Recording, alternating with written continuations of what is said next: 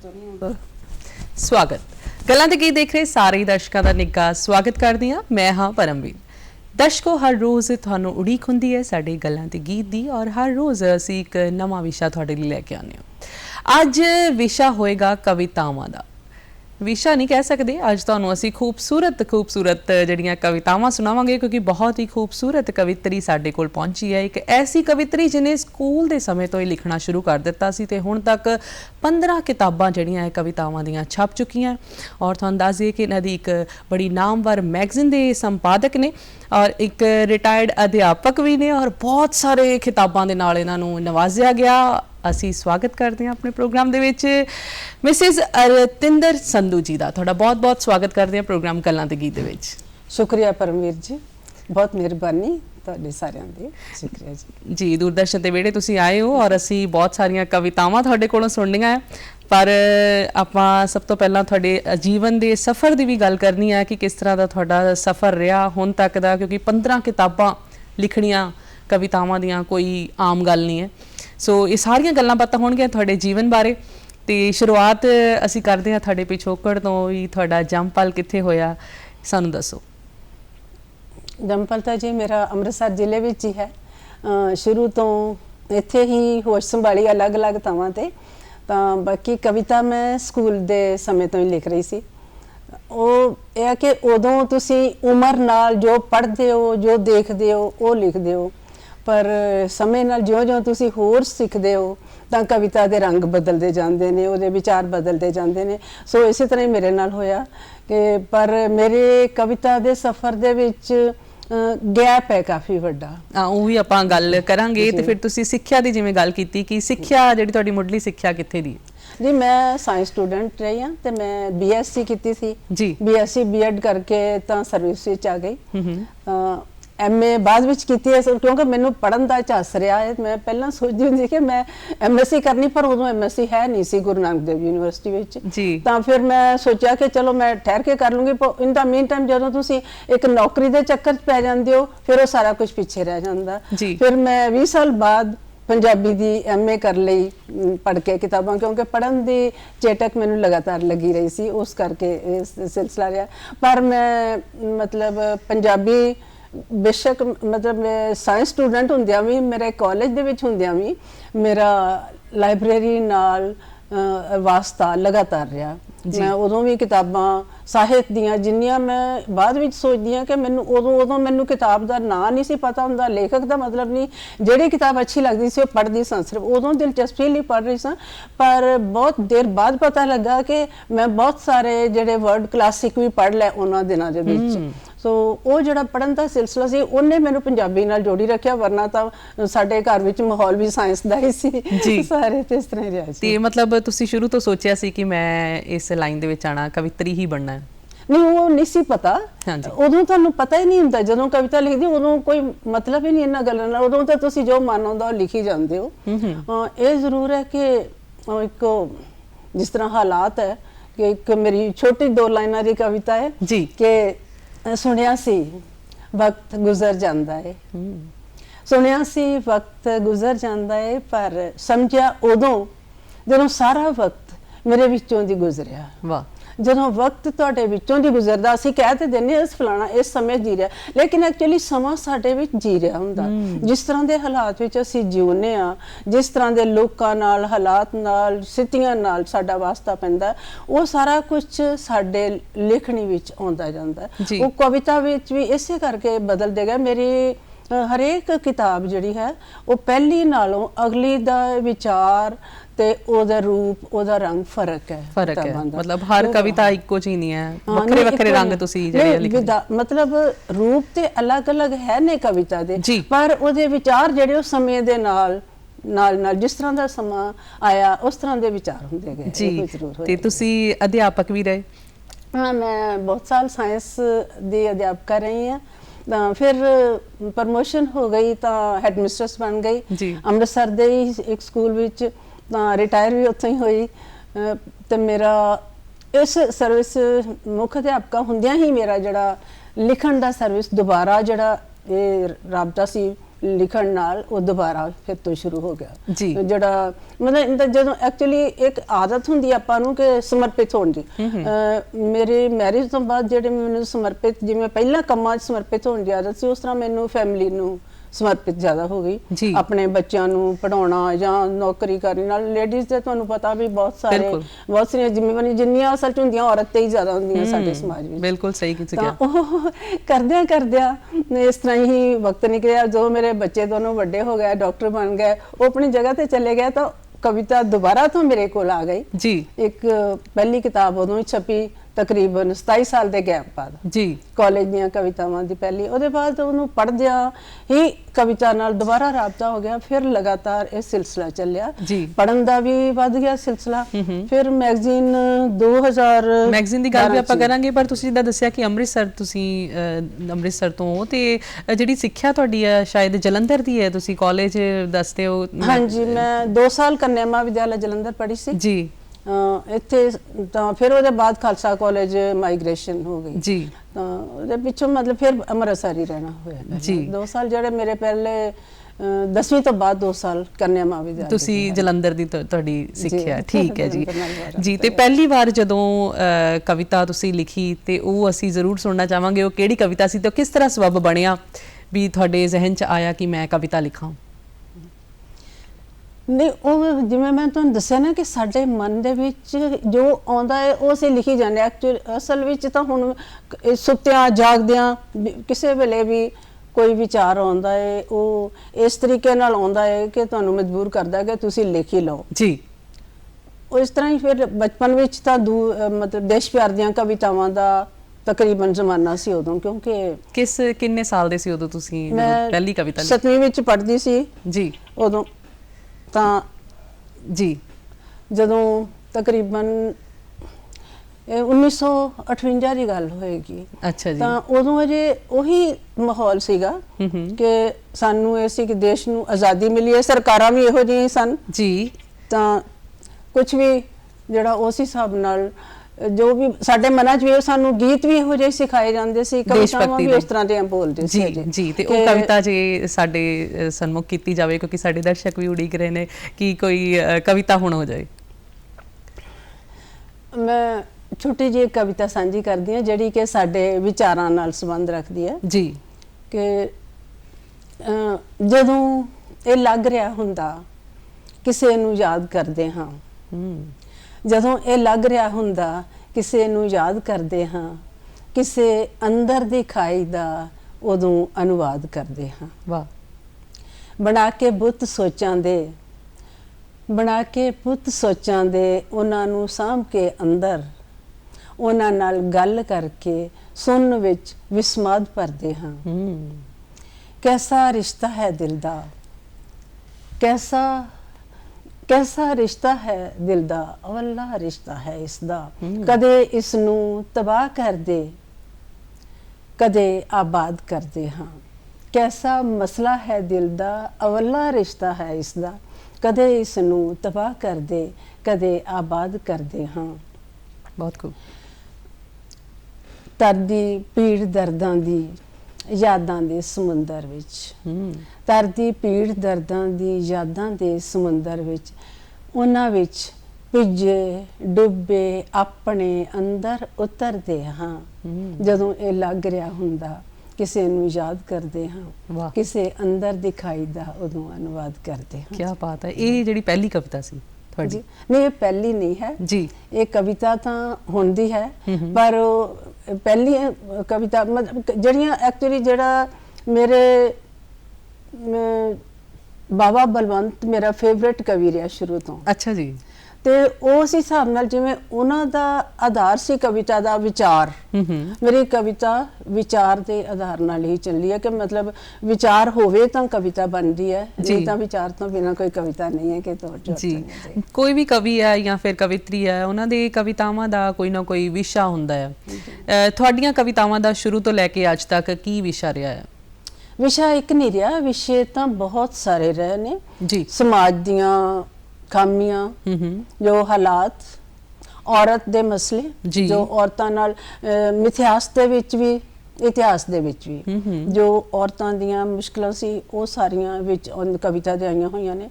ਉਹਦੇ ਨਾਲ ਜਿਹੜੇ ਹੁਣ ਸਮਕਾਲੀ ਹਾਲਾਤ ਨੇ ਉਹਨਾਂ ਦੀਆਂ ਵੀ ਕਵਿਤਾਵਾਂ ਨੇ। ਉਹਦੇ ਨਾਲ ਔਰਤ ਹੁੰਦਿਆਂ ਔਰਤ ਦੇ ਮਨ ਦੀਆਂ ਵੀ ਕਵਿਤਾਵਾਂ ਨੇ। ਮਤਲਬ ਹਰੇਕ ਤਰ੍ਹਾਂ ਦੀ ਕਵਿਤਾ ਜਿਹੜੀ ਹੈ ਉਹ ਵਿਸ਼ੇ ਜਿਹੜੇ ਉਹ ਬਦਲਦੇ ਰਹਿੰਦੇ ਨੇ ਤੇ ਉਹ ਜਿਸ ਤਰ੍ਹਾਂ ਦੇ ਹਾਲਾਤ ਵਿੱਚ ਤੁਸੀਂ ਰਹਿ ਰਹੇ ਹੁੰਦੇ ਹੋ ਉਸ ਤਰ੍ਹਾਂ ਦੇ ਹੀ ਕਵਿਤਾਵਾਂ ਤੁਹਾਡੇ ਕੋਲੋਂ ਲਿਖੀਆਂ ਜਾਂਦੀਆਂ ਨੇ। ਵੈਸੇ ਮੈਂ ਕਵਿਤਾ ਨਹੀਂ, ਮੈਂ ਵਾਰਤਕ ਵੀ ਲਿਖੀ, ਸਾਰਾ ਕੁਝ ਹੀ ਮਤਲਬ ਵਾਰਤਕ ਵਿੱਚ ਕਿਤਾਬ ਵੀ ਤੁਸੀਂ ਉਹਦੇ ਵਿੱਚ ਵੀ ਲਿਖੀ, ਉਹਦੇ ਬਾਰੇ ਵੀ ਆਪਾਂ ਗੱਲ ਕਰਾਂਗੇ। ਜਿਵੇਂ ਤੁਸੀਂ ਦੱਸਿਆ ਕਿ ਸਾਇੰਸ ਦੇ ਤੁਸੀਂ ਸਟੂਡੈਂਟ ਰਹੇ, ਸਾਇੰਸ ਦੀ ਪੜ੍ਹਾਈ ਕੀਤੀ ਔਰ ਸਾਇੰਸ ਦੇ ਵਿੱਚ ਹੀ ਤੁਸੀਂ ਅਧਿਆਪਕਾ ਰਹੇ ਔਰ ਸਾਇੰਸ ਤੇ ਲਿਟਰੇਚਰ ਪੰਜਾਬੀ, ਇਹ ਕੀ ਜਦੋਂ ਤੁਸੀਂ ਮਤਲਬ ਕਵਿਤਾਵਾਂ ਕਰਕੇ ਲਿਟਰੇਚਰ ਚੁਣਿਆ ਜਾਂ ਫਿਰ ਲਿਟਰੇਚਰ ਜਦੋਂ ਤੁਸੀਂ ਪੜ੍ਹਨਾ ਸ਼ੁਰੂ ਕੀਤਾ ਉਸ ਤੋਂ ਬਾਅਦ ਕਵਿਤਾਵਾਂ ਆਈਆਂ? ਨਹੀਂ, ਪੜ੍ਹਨ ਦਾ ਜਿਹੜੀ ਆਦਤ ਹੈ ਨਾ ਉਹ ਇੱਕ ਰੋਗ ਦੀ ਤਰ੍ਹਾਂ ਮੈਨੂੰ ਬਚਪਨ ਤੋਂ ਹੀ ਸੀ, ਸਕੂਲ ਤੋਂ ਹੀ ਸੀ ਜੀ। ਮੈਂ ਸਕੂਲ ਵਿੱਚ ਹੁੰਦਿਆਂ ਹੀ ਆਪਣੇ ਫਾਦਰ ਨੂੰ ਕਿਹਾ ਵੀ ਮੈਨੂੰ ਅਖਬਾਰ ਲਗਾ ਦਿਓ।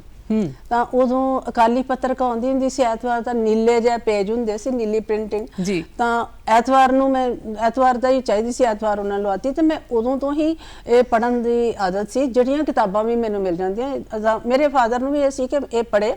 ਉਹਨਾਂ ਨੇ ਮੈਨੂੰ ਸਭ ਤੋਂ ਪਹਿਲੀ ਵਾਰ ਕਿਸੇ ਕੋਲੋਂ ਨਾਵਲ ਨਾਨਕ ਸਿੰਘ ਦਾ ਲਿਆ ਕੇ ਦਿੱਤਾ, ਪੁਜਾਰੀ।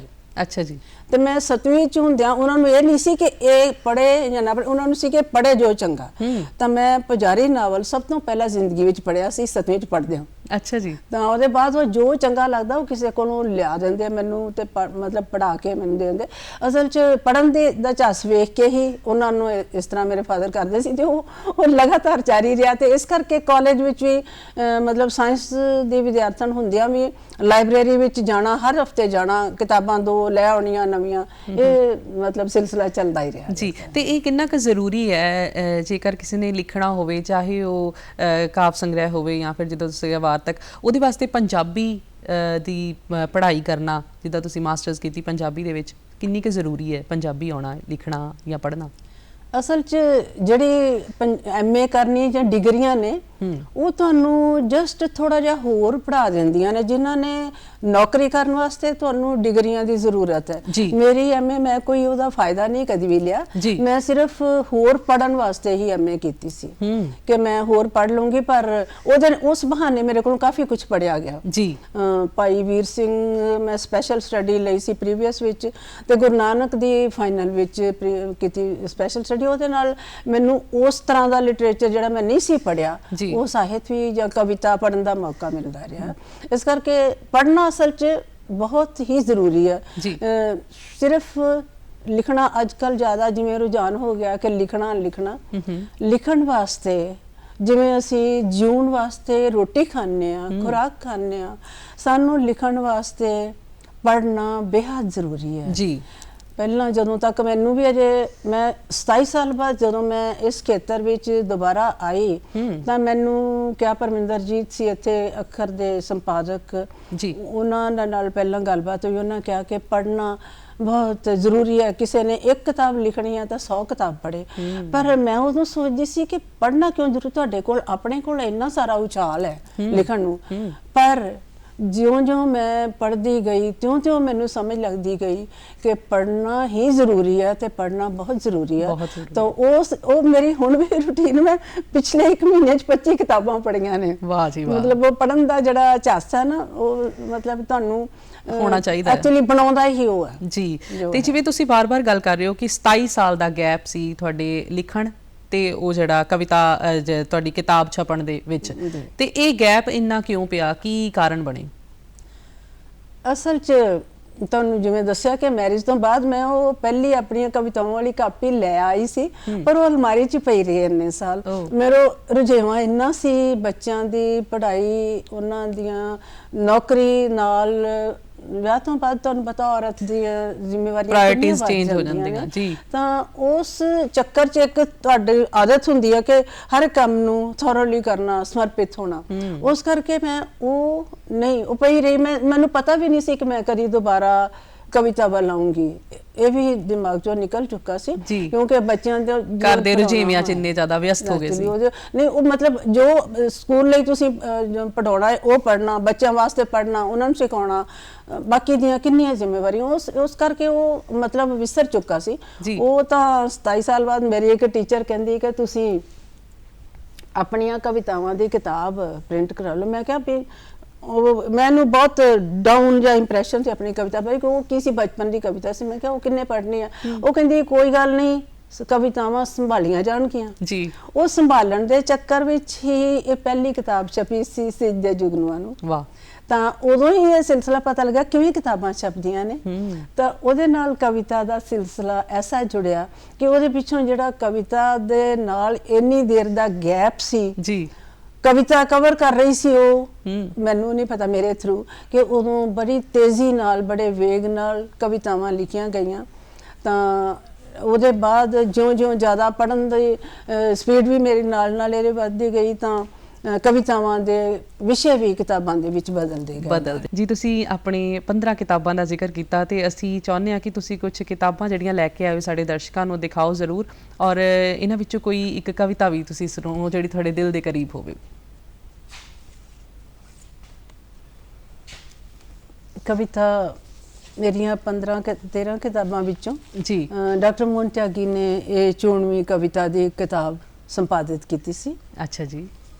ਉਹਦੇ ਪਿੱਛੋਂ ਕੀ ਨਾਮ ਤੁਸੀਂ ਨਾਲ ਸਾਨੂੰ ਦੱਸਿਓ? ਇਹਦਾ ਨਾਮ ਹੈ ਖਾਮੋਸ਼ ਸਦੀ ਦੀ ਦਾਸਤਾਨ। ਅੱਛਾ, ਕਿਤਾਬ ਦਾ ਨਾਮ ਜੀ। ਤੇ ਇਹਦੇ ਬਾਅਦ 2 ਕਿਤਾਬਾਂ ਤੁਸੀਂ ਦਿਖਾ ਸਕਦੇ ਹੋ ਦਰਸ਼ਕਾਂ ਨੂੰ ਕੈਮਰੇ ਦੇ ਅੱਗੇ ਕਰਕੇ? ਹਾਂਜੀ, ਤਾਂ ਕਿ ਜਿਹੜੇ ਦਰਸ਼ਕ, ਕਿਉਂਕਿ ਪ੍ਰੋਗਰਾਮ ਦਾ ਸਮਾਂ ਸਾਡਾ ਉਹਨਾਂ ਹੁੰਦਾ, ਅਸੀਂ ਸਾਰੀਆਂ ਕਵਿਤਾਵਾਂ ਨਹੀਂ ਸੁਣ ਸਕਦੇ, ਤੇ ਜਿਹੜੇ ਦਰਸ਼ਕ ਚਾਹਵਾਨ ਹੋਣ ਉਹ ਇਹ ਕਿਤਾਬਾਂ ਲੈ ਕੇ ਇਹਨਾਂ ਦੀਆਂ ਕਵਿਤਾਵਾਂ ਦੇਖ ਸਕਦੇ, ਪੜ੍ਹ ਸਕਦੇ ਆ। ਤੁਸੀਂ ਦਿਖਾ ਸਕਦੇ ਹੋ। ਇਹਦੇ ਬਾਅਦ ਪਿਛਲੇ ਸਾਲ ਆਈ ਹੈ ਮਨ ਦਾ ਮੌਸਮ ਜੀ। ਇਹ ਪ੍ਰਗੀਤਕ ਕਵਿਤਾ ਦੀ ਕਿਤਾਬ ਸੀ ਜੀ। ਅਸੀਂ ਮੇਰੀਆਂ ਪ੍ਰਗੀਤਕ ਕਵਿਤਾ ਦੀਆਂ 3 ਕਿਤਾਬਾਂ ਨੇ, ਬਾਕੀ ਰਲੀਆਂ ਮਿਲੀਆਂ ਸੀ ਜੀ। ਤਾਂ ਇਸ ਸਾਲ ਹੀ ਡਾਕਟਰ ਮੋਹਨ ਤਿਆਗੀ ਨੇ 2 ਮਹੀਨੇ ਪਹਿਲਾਂ ਜੀ ਇਹ ਮੇਰੀਆਂ ਪ੍ਰਗੀਤਕ ਕਵਿਤਾਵਾਂ ਦੀ ਇਹ ਕਿਤਾਬ ਸੰਪਾਦਿਤ ਕੀਤੀ, ਚਾਨਣੀ ਦੇ ਦੇਸ਼ ਵਿੱਚ। ਚਾਨਣੀ ਦੇ ਦੇਸ਼ ਵਿੱਚ ਜੀ। ਇਹ ਹੁਣੀ ਆਈ ਹੈ, 2 ਮਹੀਨੇ ਪਹਿਲਾਂ ਕਿਤਾਬ ਆਈ ਹੈ। ਸਿਰਫ ਪ੍ਰਗੀਤਕ ਕਵਿਤਾਵਾਂ ਤੇ ਨਾਲ ਮੈਂ ਵਿੱਚ ਵਾਰਤਕ ਵੀ ਲਿਖੀ ਸੀ ਕੁਝ ਜੀ। ਤਾਂ ਉਹਦੀ ਇਹ ਕਿਤਾਬ ਸੀ ਜੜਾਂ ਦੇ ਵਿੱਚ ਵਿਚਾਲੇ, ਜਿਹਨੂੰ ਦੇਸ਼ ਵਿਦੇਸ਼ ਵਿੱਚ ਬਹੁਤ ਹੁੰਗਾਰਾ ਮਿਲਿਆ ਹੈ। ਜੜਾਂ ਦੇ ਵਿੱਚ ਵਿਚਾਲੇ ਕਿਤਾਬ ਬਹੁਤ ਖੂਬ ਜੀ। ਤੇ ਕੋਈ ਜਿਵੇਂ ਤੁਸੀਂ ਦੱਸਿਆ ਕਿ ਤੁਸੀਂ ਸਰਵਿਸ ਵੀ ਬਹੁਤ ਦੇਰ ਕੀਤੀ ਹੈ ਨਾ, ਔਰ ਉੱਥੇ ਸਾਰਿਆਂ ਨੂੰ ਪਤਾ ਹੋਏਗਾ ਕਿ ਇਹ ਬੜੀ ਹੀ ਮਕਬੂਲ ਕਵਿਤਰੀ ਸਾਡੇ ਵਿੱਚ ਹੈ, ਸਾਡੇ ਕਲੀਗ ਹੈ, ਪੜ੍ਹਾਉਂਦੇ ਆ ਸਾਡੇ ਨਾਲ, ਤੇ ਅਕਸਰ ਡਿਮਾਂਡ ਵੀ ਹੁੰਦੀ ਰਹੇਗੀ ਨਾ ਵੀ ਸਾਨੂੰ ਕੋਈ ਕਵਿਤਾ ਸੁਣਾਓ, ਕੋਈ ਇਹੋ ਜਿਹੀ ਕਵਿਤਾ ਜਿਹੜੀ ਤੁਹਾਡੇ ਦਿਲ ਦੇ ਬਹੁਤ ਕਰੀਬ ਹੋਵੇ ਔਰ ਬਾਰ-ਬਾਰ ਉਹਦੀ ਜਿਹੜੀ ਹੈ ਫਰਮਾਇਸ਼ ਆਉਂਦੀ ਹੋਵੇ ਕਿ ਤੁਸੀਂ ਮੈਡਮ ਸਾਨੂੰ ਉਹ ਵਾਲੀ ਕਵਿਤਾ। ਸਰਵਿਸ ਦੇ ਦੌਰਾਨ ਤਾਂ ਮੈਂ ਤੁਹਾਨੂੰ ਦੱਸਿਆ ਕਿ ਮੈਂ ਕਵਿਤਾ ਤੋਂ ਦੂਰ ਹੀ ਰਹੀ ਹਾਂ। ਅੱਛਾ ਜੀ। ਹੁਣ ਤਾਂ ਰਿਟਾਇਰਮੈਂਟ ਨੂੰ ਬਹੁਤ ਸਾਲ ਹੋ ਗਏ, ਪਰ ਹਾਂ ਇੱਕ ਕਵਿਤਾ ਜਿਹੜੀ ਅਕਸਰ ਪਸੰਦ ਕੀਤੀ ਜਾਂਦੀ ਹੈ ਜੀ, ਉਹ ਹੈ ਔਰਤ ਬਾਰੇ। ਵੈਸੇ ਮੇਰੀਆਂ ਔਰਤ ਬਾਰੇ ਕਵਿਤਾਵਾਂ ਤਾਂ ਹੈ ਨੇ, ਲੇਕਿਨ ਉਸ ਤਰੀਕੇ ਨਾਲ ਨਹੀਂ ਜਿਵੇਂ ਆਮ ਤੌਰ ਤੇ ਕਵਿਤਾ ਲਿਖੀ ਗਈ ਹੈ ਔਰਤ ਵੱਲੋਂ ਆਦਮੀ ਬਾਰੇ, ਉਸ ਤਰ੍ਹਾਂ ਨਹੀਂ। ਕਿਉਂਕਿ ਮੇਰੇ ਵਿਚਾਰ ਵਿੱਚ ਔਰਤ ਮਤਲਬ ਦਾ ਦੁਸ਼ਮਣ ਆਦਮੀ ਨਹੀਂ ਹੈ, ਮਰਦ ਨਹੀਂ ਹੈ ਜੀ। ਮਰਦ ਨੂੰ ਅਸੀਂ ਹੀ ਪਾਲਦੇ ਹਾਂ, ਜਿਸ ਤਰ੍ਹਾਂ ਔਰਤ ਨੇ ਉਹਨਾਂ ਨੂੰ ਪਾਲਿਆ ਬਣਾਇਆ, ਉਸੇ ਤਰ੍ਹਾਂ ਦੇ ਉਹ ਬਣ ਰਹੇ ਨੇ। ਅੱਗੋਂ ਫਰਕ ਪਏਗਾ ਤਾਂ ਉਹਨਾਂ ਦੀਆਂ ਆਦਤਾਂ ਵੀ ਬਦਲਦੀਆਂ ਜਾਣਗੀਆਂ ਜੀ। ਤਾਂ ਉਹ ਜਿਹੜੀ ਕਵਿਤਾ ਹੈ ਕਿ ਔਰਤ ਨੂੰ ਅੱਜ ਕੱਲ੍ਹ ਬਹੁਤ ਰਿਵਾਜ ਹੈ ਕਹਿਣ ਦਾ, ਬਹੁਤ ਸਾਰੇ ਕਵੀ ਦਰਬਾਰਾਂ ਵਿੱਚ ਜੀ ਮੈਨੂੰ ਖੰਭ ਦਿਓ ਜਾਂ ਔਰਤ ਨੂੰ ਖੰਭ ਦਿਓ। ਕਿਉਂ ਤੁਸੀਂ ਔਰਤ ਕੋਲ ਸਭ ਕੁਝ ਹੈ ਜੀ, ਕੰਨਿਆਂ ਨੂੰ ਸ਼ਕਤੀ ਦਿਓ, ਮਤਲਬ ਇਹਨਾਂ ਨੂੰ ਇਹ ਸਭ ਕੁਝ ਔਰਤ ਕੋਲ ਹੈ, ਔਰਤ ਹੀ ਤਾਂ ਦੇ ਰਹੀ ਹੈ ਸਾਰਿਆਂ ਨੂੰ। ਇਹ ਉਹ ਕਵਿਤਾ ਹੈ ਕਿ औरत ਨੂੰ ਕਿਹਾ ਗਿਆ ਵੇਲ, औरत ਨੂੰ ਕਿਹਾ ਗਿਆ ਫੁੱਲ, औरत ਨੂੰ ਕਿਹਾ ਗਿਆ ਗਜ਼ਲ। औरत ਇਹ ਕੁਛ ਵੀ ਨਹੀਂ ਹੈ। ਕਵਿਤਾ ਹੈ ਮੈਂ ਗਜ਼ਲ ਨਹੀਂ ਹਾਂ ਦੋਸਤੋ, ਮੈਂ ਗਜ਼ਲ ਨਹੀਂ ਹਾਂ ਦੋਸਤੋ, ਨਾ ਮਿਲੀ ਬਹਿਰ ਦੀ ਮੁਤਾਜ ਹਾਂ, ਮੈਂ ਨਜ਼ਮ ਹਾਂ ਆਜ਼ਾਦ ਜਹੀ ਕੁਦਰਤ ਦਾ ਇੱਕ ਅੰਦਾਜ਼ ਹਾਂ। ਕੀ ਬਾਤ। ਹੁਣ ਚੌਕਟੇ ਨਾ ਹੀ ਰੂਪ ਲਈ ਆਕਾਰ ਦੇ ਪ੍ਰਕਾਰ ਦੱਸ ਕਿ ਕਿਸ ਤਰ੍ਹਾਂ ਦੀਆਂ ਮੇਰਾ ਸਰੀਰ ਹੋਵੇ, ਇਹ ਨਹੀਂ ਚਾਹੀਦਾ। ਹੁਣ ਚੌਕਟੇ ਨਾ ਹੀ ਰੂਪ ਲਈ ਆਕਾਰ ਦੇ ਪ੍ਰਕਾਰ ਦੱਸ, ਇਸੇ ਹੁਮਸ ਵਿੱਚ ਫਸੀ ਮੈਂ ਆਪਣੀ ਗੁੰਮ ਆਵਾਜ਼ ਹਾਂ। ਪਗਡੰਡੀਆਂ ਨਾ ਸੋਚ ਮੇਰੀ ਨੂੰ ਕੋਈ ਅਗਵਾਈ ਦੇ ਕਿ ਲక్ష్మణ ਰੇਖਾਵਾਂ ਵਰਗਾ ਕੁਝ ਵੀ ਮੈਨੂੰ ਨਹੀਂ ਚਾਹੀਦਾ। ਪਗਡੰਡੀਆਂ ਨਾ ਸੋਚ ਮੇਰੀ ਨੂੰ ਕੋਈ ਅਗਵਾਈ ਦੇ, ਮਹਿਸੂਸ ਮੈਨੂੰ ਕਰਨ ਦੇ, ਮੈਂ ਆਪਣਾ ਖੁਦ ਆਗਾਜ਼ ਹਾਂ। ਵਾਹ। ਮੇਰੀ ਸ਼ਾਖ ਚੋਂ ਹੀ ਫੁੱਟ ਕੇ, ਮੇਰੀ ਸ਼ਾਖ ਚੋਂ ਹੀ ਫੁੱਟ ਕੇ, ਪੱਲਰ ਕੇ ਮੇਰੇ ਸਾਹਾਂ ਚੋਂ, ਵਾਹ ਜੀ ਵਾਹ। ਮੈਨੂੰ ਕਲਮਿਆਂ ਵਿੱਚ ਬੰਨ ਕੇ, ਨਾ ਕਹਿ ਕਿ ਮੈਂ ਮੁਤਾਜ ਹਾਂ। ਬਹੁਤ ਖੂਬ, ਬਹੁਤ ਖੂਬ। ਸਿਰਜਕ ਹਾਂ ਕੁਦਰਤ ਦੀ ਤਰ੍ਹਾਂ ਜੀ। ਸਿਰਜਕ ਹਾਂ ਕੁਦਰਤ ਦੀ ਤਰ੍ਹਾਂ, ਰੰਗਾਂ ਦੀ ਰਚਨਹਾਰ ਵੀ। ਮੈਂ ਹੀ ਸੂਰਜਾਂ ਦੀ ਕੁੱਖ ਹਾਂ, ਮੈਂ ਹੀ ਸੂਰਜਾਂ ਦੀ ਕੁੱਖ ਹਾਂ, ਕੁਝ ਜ਼ਿੰਦਗੀ ਦਾ ਮਿਜਾਜ਼ ਹਾਂ। ਮੇਰੇ ਖਾਬ ਖਿਆਲ ਨੂੰ ਵਹਿਣ ਦੇ, ਮੇਰੇ ਖਾਬ ਖਿਆਲ ਨੂੰ ਵਹਿਣ ਦੇ, ਮੈਨੂੰ ਆਪਣੀ ਭਾਸ਼ਾ ਕਹਿਣ ਦੇ। ਨਾ ਤੋਲ ਮੋਲ ਕੇ ਪਰ ਕਤਰ, ਵਾਹ। ਨਾ ਤੋਲ ਮੋਲ ਕੇ ਪਰ ਕਤਰ, ਫਿਰ ਦੇ ਪਰਮ ਕਿ ਮੈਂ ਰਾਜ਼ ਹਾਂ। ਮੈਂ ਫੁੱਲ ਹਾਂ ਨਾ ਵੇਲ ਹਾਂ, ਮੈਂ ਫੁੱਲ ਹਾਂ ਨਾ ਵੇਲ ਹਾਂ, ਮੈਂ ਬਿਰਖ ਹਾਂ ਸੰਗਣਾ ਸਜਗ। ਮੈਂ ਫੁੱਲ ਹਾਂ ਨਾ ਵੇਲ ਹਾਂ, ਮੈਂ ਬਿਰਖ ਹਾਂ ਸੰਗਣਾ ਸਜਗ। ਮੇਰੀ ਛਾਵੇਂ ਜ਼ਿੰਦਗੀ ਸਾਹ ਲਵੇ, ਮੈਂ ਸ਼ਕਤੀਆਂ ਦਾ ਸਾਜ਼ ਹਾਂ। ਮੇਰੀ ਛਾਵੇਂ ਜ਼ਿੰਦਗੀ ਸਾਹ ਲਵੇ, ਮੈਂ ਸ਼ਕਤੀਆਂ ਦਾ ਸਾਜ਼ ਹਾਂ। ਮੈਨੂੰ ਮੇਰੇ ਰੂਪ ਚ ਜੀਣ ਦੇ, ਮੈਨੂੰ ਮੇਰੇ ਰੂਪ ਚ ਜੀਣ ਦੇ, ਮੈਨੂੰ ਬਿਰਖਾਂ ਵਾਂਗਰ ਥੀਣ ਦੇ। ਨਾ ਸਿਮਲੀਆਂ ਤਸ਼ਬੀਹਾਂ ਦੇ, ਨਾ ਸਿਮਲੀਆਂ ਤਸ਼ਬੀਹਾਂ ਦੇ, ਨਾ ਗਹਿਣਿਆਂ ਦੀ ਮੁਤਾਜ ਹਾਂ। ਵਾਹ। ਮੇਰੀ ਹੋਂਦ ਨੂੰ ਇਵੇਂ ਸਹਿਜ ਮੰਨ, ਮੇਰੀ ਹੋਂਦ ਨੂੰ ਇਵੇਂ ਸਹਿਜ ਮੰਨ, ਜਿਵੇਂ ਧੁੱਪ, ਪਾਣੀ ਜਾਂ ਹਵਾ। ਕੀ ਬਾਤ। ਮੇਰੀ ਹੋਂਦ ਨੂੰ ਇਵੇਂ ਸਹਿਜ ਮੰਨ, ਜਿਵੇਂ ਧੁੱਪ, ਪਾਣੀ ਜਾਂ ਹਵਾ। ਇਸ ਸਹਿਜ ਚੋਂ ਜੋ ਫੁੱਟਣੀ, ਮੈਂ ਉਸ ਸੋਚ ਦੀ ਪਰਵਾਜ਼ ਹਾਂ। ਮੈਂ ਗਜ਼ਲ ਨਹੀਂ ਹਾਂ ਦੋਸਤੋ, ਨਾ ਮਿਲੀ ਬਹਿਰ ਦੀ ਮੁਤਾਜ ਹਾਂ। ਮੈਂ ਨਜ਼ਮ ਹਾਂ ਆਜ਼ਾਦ ਜਿਹੀ, ਕੁਦਰਤ ਦਾ ਇੱਕ ਅੰਦਾਜ਼। ਕੀ ਬਾਤ ਹੈ, ਕੀ ਬਾਤ ਹੈ, ਬਹੁਤ ਖੂਬ। ਇੱਕ ਵਿਲੱਖਣ ਜਿਹੀ ਕਵਿਤਾ ਸੁਣੀ ਹੈ ਅੱਜ ਔਰਤਾਂ ਲਈ। ਵਾਕਈ ਤੁਸੀਂ ਬਹੁਤ ਖੂਬ ਲਿਖਦੇ ਹੋ। ਉਹ ਗੱਲ ਬਿਲਕੁਲ ਤੁਸੀਂ ਕਰ ਦਿੱਤੀ ਹੈ ਕਿ ਮੈਨੂੰ ਅੱਜ ਇਸ ਚੀਜ਼ ਦੀ ਲੋੜ ਹੈ, ਅੱਜ ਇਸ ਚੀਜ਼ ਦੀ ਲੋੜ ਹੈ। ਔਰਤ ਨੂੰ ਕਿਸੇ ਚੀਜ਼ ਦੀ ਲੋੜ ਨਹੀਂ, ਉਹਦੇ ਕੋਲ ਸਭ ਕੁਝ ਹੈ। ਸਭ ਕੁਝ ਹੈ। ਬਹੁਤ ਵਧੀਆ। ਦੇਖੋ ਇੰਨੀਆਂ ਸੋਹਣੀਆਂ ਸੋਹਣੀਆਂ ਕਵਿਤਾਵਾਂ, ਮੇਰਾ ਤਾਂ ਦਿਲ ਕਰਦਾ ਹੈ ਕਿ ਸੁਣੀ ਜਾਵਾਂ, ਪਰ ਗੱਲਾਂ ਵੀ ਕਰਨੀਆਂ। ਇੱਕ ਮੈਗਜ਼ੀਨ ਦੇ ਤੁਸੀਂ ਸੰਪਾਦਕ ਹੋ, ਉਸ ਮੈਗਜ਼ੀਨ ਬਾਰੇ ਦੱਸੋ। ਕਦੋਂ ਤੋਂ ਮੈਗਜ਼ੀਨ ਜਿਹੜੀ ਹੈ ਸ਼ੁਰੂ ਹੋਈ ਔਰ ਕੀ ਸਬਬ ਬਣਿਆ? ਮੇਰਾ ਮੈਗਜ਼ੀਨ ਏਕਮ ਜੀ, ਇਹ 2012 ਵਿੱਚ ਸ਼ੁਰੂ ਹੋਇਆ ਸੀ ਤੇ ਹੁਣ ਤੱਕ 47 ਅੰਕ ਦੇ 47 ਅੰਕ ਆ ਰਿਹਾ ਇਹਦਾ। ਜੀ।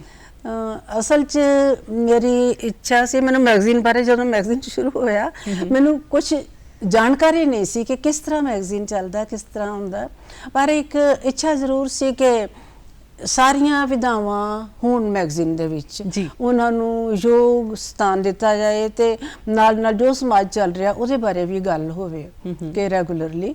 ਤਾਂ ਉਸ ਤਰ੍ਹਾਂ ਮੈਂ ਇੱਕ ਦੋ ਸੰਪਾਦਕਾਂ ਨਾਲ ਗੱਲ ਕੀਤੀ ਸੀ, ਉਹਨਾਂ ਨੇ ਮੈਨੂੰ, ਮੈਂ ਸਮਝਦੀ ਸੀ ਉਦੋਂ ਅਸਲ 'ਚ ਜਦੋਂ ਤੁਸੀਂ ਇੱਕ ਖੇਤਰ ਵਿੱਚ ਨਹੀਂ ਨਾ ਹੁੰਦੇ, ਉਸ ਖੇਤਰ ਬਾਰੇ ਤੁਹਾਡੇ ਆਪਣੀ ਤਰ੍ਹਾਂ ਦੇ ਵਿਚਾਰ ਹੁੰਦੇ ਆ। ਮੈਂ ਸਮਝਦੀ ਸੀ ਕਿ ਇਹ ਸਾਰੇ ਜਿਹੜੇ ਲਿਖਣ ਵਾਲੇ ਨੇ, ਇਹ ਸਾਰੇ ਹੀ ਇੱਕ ਪਰਿਵਾਰ ਨੇ ਤੇ ਸਾਰੇ ਇੱਕ ਦੂਜੇ ਦੀ ਮਦਦ ਕਰਦੇ ਆ। ਅਸਲ ਵਿੱਚ ਤਾਂ ਤੁਹਾਨੂੰ ਪਤਾ ਪਰਿਵਾਰ ਵਾਲੇ ਵੀ ਨਹੀਂ ਮਦਦ ਕਰਦੇ, ਪਰ ਆਪਣਾ ਵਿਚਾਰ ਹੁੰਦਾ ਹੈ ਜਿਵੇਂ। ਤਾਂ ਮੈਂ ਸਲਾਹਾਂ ਲਈਆਂ ਕੁਝ, ਪਰ ਮੈਨੂੰ ਕਿਸੇ ਵੱਲੋਂ ਕੋਈ ਗਾਈਡੈਂਸ ਦੀ ਸਲਾਹ ਨਹੀਂ ਮਿਲੀ। ਕਿਸੇ ਨੇ ਮੈਨੂੰ ਕਿਹਾ ਇੱਕ ਪੇਜ ਮੇਰੇ ਮੈਗਜ਼ੀਨ ਚੋਂ ਤੁਸੀਂ ਲੈ ਲਓ, ਕਿਸੇ ਨੇ ਕਿਹਾ ਇੱਥੋਂ ਭੇਜ ਦਿਓ, ਇੱਕ ਜਣੇ ਨੇ ਕਿਹਾ ਕਿ ਸਾਰੇ ਮੈਗਜ਼ੀਨ ਇੰਝ ਹੀ ਕਰ ਰਹੇ ਆ। ਪਰ ਮੇਰੇ ਮਨ ਵਿੱਚ ਸੀ ਕਿ ਮੈਂ ਆਪਣੀ ਮਰਜ਼ੀ ਕਰਨੀ ਆ। ਮੈਨੂੰ ਕਿਹਾ, ਪੁੱਛਿਆ ਕਿ ਕਿਉਂ? ਮੈਂ ਕਿਹਾ ਮੈਂ ਜਸਟ ਮਰਜ਼ੀ ਕਰਨੀ ਚਾਹੁੰਦੀ ਆਪਣੀ। ਸੋ ਮੈਂ ਆਪਣੀ ਮਰਜ਼ੀ ਕਰਨ ਵਾਸਤੇ ਇਹ ਮੈਗਜ਼ੀਨ ਸ਼ੁਰੂ ਕੀਤਾ। ਇਹਦੇ ਵਿੱਚ ਮਰਜ਼ੀ ਮੇਰੀ ਇਹ ਨਹੀਂ ਸੀ ਕਿ ਮੈਂ ਆਪਣੀਆਂ ਕਵਿਤਾਵਾਂ ਛਾਪਾਂ ਜਾਂ ਮੈਂ ਸਿਰਫ ਔਰਤਾਂ ਦੀਆਂ ਰਚਨਾਵਾਂ ਛਾਪਾਂ। ਇਹਦੇ ਵਿੱਚ ਇੱਕ ਸੰਤੁਲਿਤ ਤਰੀਕੇ ਨਾਲ ਸਾਰੀਆਂ ਵਿਧਾਵਾਂ ਨੂੰ ਸਥਾਨ ਦੇਣਾ ਹੀ ਮੇਰੀ ਇੱਛਾ ਸੀਗੀ, ਜਿਹੜਾ ਕਿ ਦਿੱਤਾ ਜਾਂਦਾ ਹੈ। ਤੇ ਇਸ ਮੈਗਜ਼ੀਨ ਦੇ ਵਿੱਚ ਮੈਂ ਜਿਵੇਂ ਲੱਗਾ ਕਿ ਮੈਂ ਕੁਝ ਸੰਪਾਦਕੀ ਤਾਂ ਲਿਖਣੀ ਹੀ ਹੁੰਦੀ ਹੈ, ਉਹ ਵੀ ਹਾਲਾਤ ਦੇ ਮੁਤਾਬਕ ਹੀ, ਜੋ ਚੱਲ ਰਿਹਾ ਸਮਾਜ ਉਹਦੇ ਮੁਤਾਬਕ ਹੁੰਦੀ ਹੈ।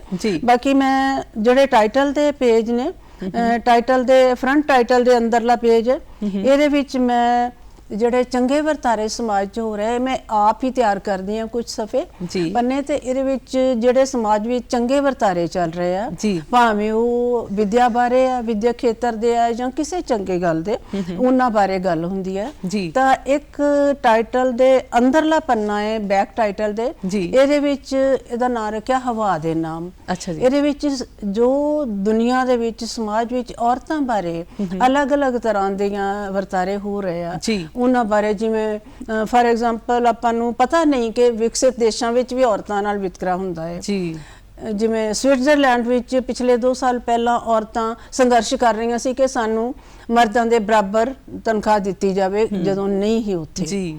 ਜਿਵੇਂ ਜਾਪਾਨ ਵਿੱਚ ਔਰਤਾਂ ਨੂੰ ਕਿਹਾ ਜਾਂਦਾ ਕਿ ਤੁਸੀਂ ਆਉਣਾ ਹੈ ਤਾਂ ਤੁਸੀਂ ਐਨਕ ਨਹੀਂ ਲਾਉਣੀ, ਤੁਸੀਂ ਹਾਈ ਹੀਲਸ ਪਾ ਕੇ ਆਓ, ਤੁਸੀਂ ਤਾਂ ਸਮਾਰਟ ਲੱਗੋ, ਮਤਲਬ ਕੁਝ ਤੇ ਇਸ ਤਰ੍ਹਾਂ ਦੀਆਂ ਗੱਲਾਂ। ਤੇ ਉਹਦੇ ਨਾਲ ਜਿਵੇਂ ਕੁਝ ਪਿੱਛੇ ਈਰਾਨ ਵਿੱਚ ਜੋ ਸੰਘਰਸ਼ ਚੱਲਿਆ, ਅਫਗਾਨਿਸਤਾਨ ਦੀਆਂ ਔਰਤਾਂ, ਮਤਲਬ ਜਿਸ ਤਰ੍ਹਾਂ ਦੀਆਂ ਵੀ ਅਮਰੀਕਾ ਦੇ ਵਿੱਚ ਜੋ ਪਿੱਛੇ ਹੋਇਆ, ਮਤਲਬ ਉਸ ਤਰ੍ਹਾਂ ਦੀਆਂ ਜਿਹੜੀਆਂ ਪ੍ਰੋਬਲਮਸ ਇਹਦੇ ਵਿੱਚ ਸਾਂਝੀਆਂ ਕੀਤੀਆਂ ਜਾਂਦੀਆਂ ਨੇ। ਤਾਂ ਨਾਲ ਹਰ ਵਾਰ ਇੱਕ ਸ਼ਾਇਰ ਵਿਸ਼ੇਸ਼ ਦਿੰਦੇ ਆ, ਉਹਦੀਆਂ ਕਵਿਤਾਵਾਂ, ਉਹਦੇ ਆਪਣੇ ਵਿਚਾਰ, ਉਹਦੇ ਬਾਰੇ ਦੂਸਰਿਆਂ ਦੇ ਵਿਚਾਰ, ਤੇ ਨਾਲ ਨਾਲ ਕੋਈ ਵੱਡੇ ਰਾਈਟਰ ਸਾਡੇ ਨਾਲ ਜਸਵੀਰ ਭੁੱਲਰ ਵਰਗੇ ਜੁੜੇ ਹੋਏ ਨੇ, ਬਾਕੀ ਦੂਸਰੇ ਵੀ ਰਚਨਾਵਾਂ। ਤੁਸੀਂ ਦੱਸਿਆ ਕਿ ਤੁਹਾਡੀ ਮੈਗਜ਼ੀਨ ਨੂੰ ਅਵਾਰਡ ਵੀ ਹਾਸਿਲ ਹੋਇਆ, ਉਸ ਅਵਾਰਡ ਬਾਰੇ ਦੱਸਿਓ। ਭਾਰਤ ਸਰਕਾਰ ਵੱਲੋਂ ਹੀ ਜੀ ਉਹਨਾਂ ਦੀ ਸਕੀਮ ਸੀਗੀ, ਜਿਹੜੀ ਪਿਛਲੇ ਸਾਲ ਤੋਂ ਤਾਂ ਬੰਦ ਹੋ ਗਈ ਹੈ। ਪਹਿਲਾਂ ਸੀ ਕਿ ਉਹ ਸ਼੍ਰੇਸ਼ਟ ਮੈਗਜ਼ੀਨ ਪੁਰਸਕਾਰ ਦਿੰਦੇ ਸੀ ਕਿ ਪਹਿਲਾ ਜਿਹੜੀ ਇੱਕ ਮੈਗਜ਼ੀਨ ਨੂੰ ਫਸਟ ਪ੍ਰਾਈਜ਼ 1 ਲੱਖ ਦਾ ਤੇ ਦੂਸਰਾ 75,000 ਦਾ। ਮੈਨੂੰ 75,000 ਦਾ ਇਨਾਮ ਮਿਲਿਆ ਸੀ, ਇਹ ਤਕਰੀਬਨ 19 ਵਿੱਚ ਬਹੁਤ ਖੂਬ ਮੈਗਜ਼ੀਨ ਜੀ। ਤਾਂ ਮੁਬਾਰਕ ਦੇ ਪਾਤਰ ਹੋ ਜੀ, ਵਧਾਈ ਦੇ ਪਾਤਰ ਹੋ ਇਸ ਲਈ ਜੀ। ਤੇ ਦੇਖੋ ਪਰਿਵਾਰ, ਤੁਸੀਂ ਦੱਸਦੇ ਹੋ ਕਿ ਪਰਿਵਾਰ ਦੀ ਤੁਹਾਨੂੰ ਸਪੋਰਟ ਰਹੀ ਹੈ ਸ਼ੁਰੂ ਤੋਂ ਨਾ, ਕੌਣ ਨੇ ਪਰਿਵਾਰ ਦੇ ਵਿੱਚ, ਕੀ ਉਹਨਾਂ ਨੂੰ ਵੀ ਅੱਗੇ ਚੇਟਕ ਲੱਗੀ ਹੈ ਲਿਖਣ ਦੀ? ਪਰਿਵਾਰ ਦੇ ਵਿੱਚ ਬੱਚੇ ਤਾਂ ਦੋਨੋਂ, ਬੇਟਾ ਵੀ ਡਾਕਟਰ ਹੈ, ਉਹ ਅਮਰੀਕਾ ਹੈ ਜੀ, ਕਾਰਡੀਓਲੋਜਿਸਟ, ਤੇ ਬੇਟੀ ਵੀ ਡਾਕਟਰ ਹੈ, ਉਹ ਲੁਧਿਆਣੇ ਨੇ, ਮਤਲਬ ਆਈ ਸਪੈਸ਼ਲਿਸਟ ਹੈ ਸਾਨੀਲਾ ਮੇਰਾ। ਉਹਨਾਂ ਬੱਚੇ ਡਾਕਟਰ ਨੇ, ਉਹਨਾਂ ਦਾ ਸਰਕਲ ਹੀ ਵੱਖਰਾ ਹੈ ਜੀ।